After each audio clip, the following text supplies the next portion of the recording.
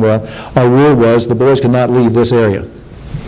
They brought trucks, action figures, food, whatever, but the rule was they could not get down off of here. I didn't care how much noise they made, whatever, because sometimes they wanted to sing. But when I had my back turned to them, I knew that they were fine. That was our rule. Some of you have already asked about them, and so let me tell you a little bit about our boys. Tim, our oldest, who was 4 when he came here, he got a degree from Transylvania University in music, and he liked to play a lot, but he didn't find any places to play very well, so he joined the Army, of all things, so he could play in the Army band. So he did that for 3 years and worked on a master's degree in music in Jacksonville State University in Alabama, where he met his wife. Then he went to University of Kentucky and got a library science degree, and then went to Northern Kentucky University and got a law degree. He loves to go to school. Loves to read. He's in a job right now where he uses none of that. He works for Humana as a computer expert, and he taught himself all that. Lives in Louisville. His wife is Carrie, and they have an 11-year-old son who they adopted from Thailand, and of all things, a 6-year-old girl, Tara Fetch, who is from Ethiopia. So we got that little tie going already. He's very active. They both are very active in church in Louisville. And when I think of this church, I think of Tim. When we left, Tim was 7. And we went to Evergreen Baptist Church. We built a house over in Franklin County, near Bridgeport. It's on the family farm where Betty grew up. And as soon as we moved over there, Evergreen called me as their minister of music.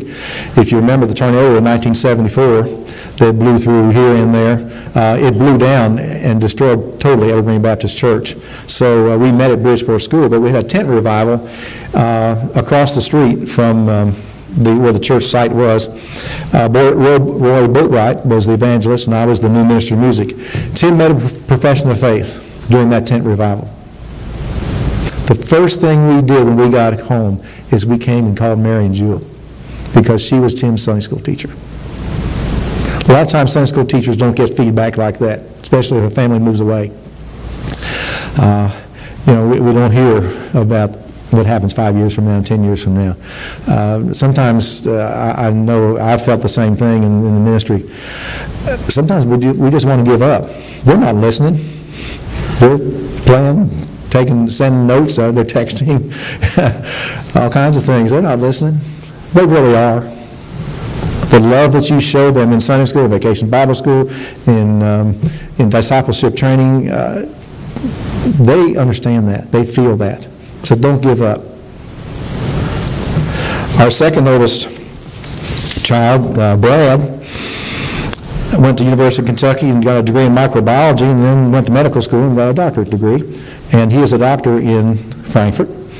He works as a partner in Pediatric Associates, so he's a pediatrician there.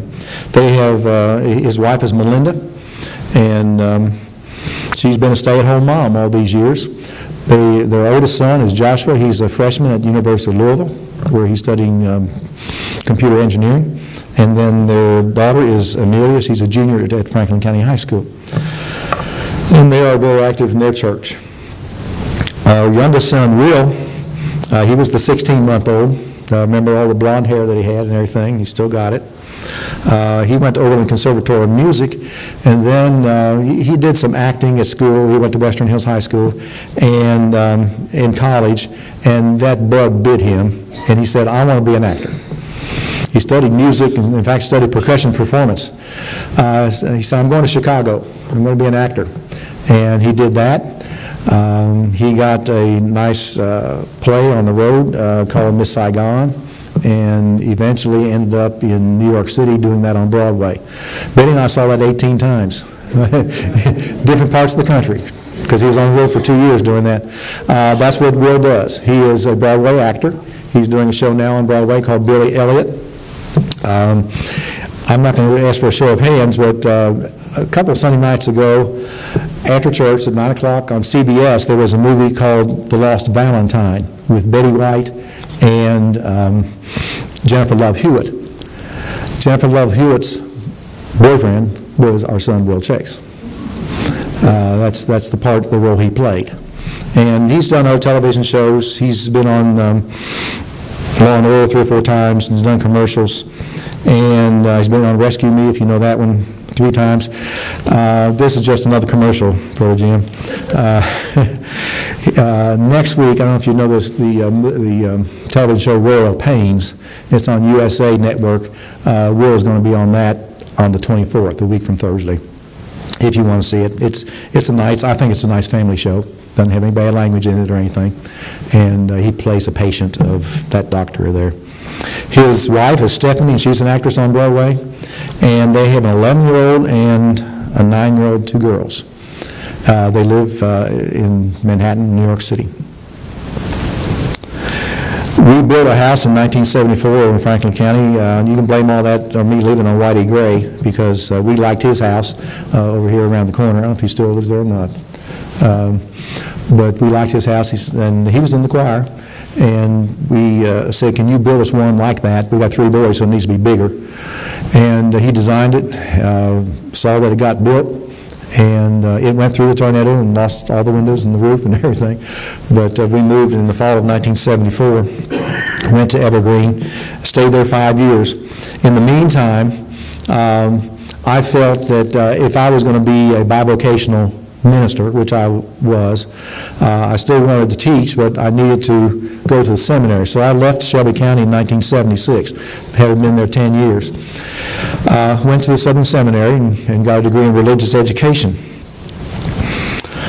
The Lord still wanted me to be a teacher, though. I felt that call even when I was in 7th grade. He wanted me to be a teacher. And so I went back to teaching at Western Hills High School, taught there 17 years, and retired the first time, and taught at the Frankfurt Christian Academy for 6 years, and then retired again. And then they decided they were going to open a high school, so I loved high school math. That was my thing. Pre-calculus, trigonometry, geometry, that was my thing. And I went back and taught for 2 more years. And then I retired again. I can't stay away from kids. I substituted a little bit. Last year I worked at Western Hills High School as a math tutor. And in the meantime, at our church, I finally retired from the active ministry. I served Evergreen, and then I went to Grafenberg Baptist Church. I was there 10.5 years. Went to Crestwood Baptist Church over on the other side of Frankfurt, and was there for 10 years. And Betty's home church, where we were married, is just right around the road from where we live, needed a new pastor, and so they asked me to be the interim pastor. So I was interim pastor there in 2006, and then we just stayed there. And we're active in that church. We're in the choir, and I teach a Sunday school class. I'm a deacon. I get to see congregations from the other side now instead of being on a church staff.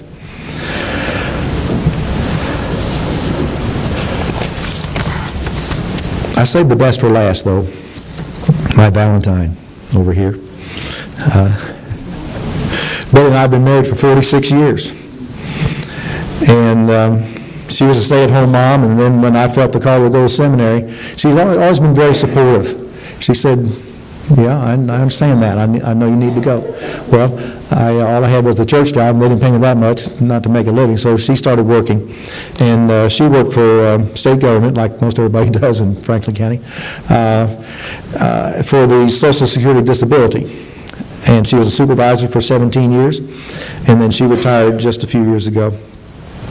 She's the one who keeps us all going, at our house, and our family. But we learned very early how to be a family, how to raise a family, because of you. The love that you show for each other. The love that you show for us and for our children. We just can't thank you enough.